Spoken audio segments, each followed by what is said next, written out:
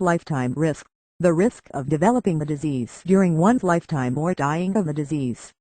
The estimated lifetime risk of developing diabetes for individuals born in 2000 in the U.S. is 32.8% for males and 38.5% for females. Women who inherit mutations of the BRCA1 or BRCA2 gene are at an 82% lifetime risk of developing breast cancer. The lifetime risk of dying from prostate cancer is 3.4% for American men.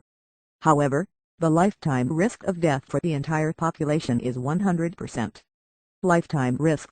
The risk of developing the disease during one's lifetime or dying of the disease. The estimated lifetime risk of developing diabetes for individuals born in 2000 in the U.S. is 32.8% for males and 38.5% for females.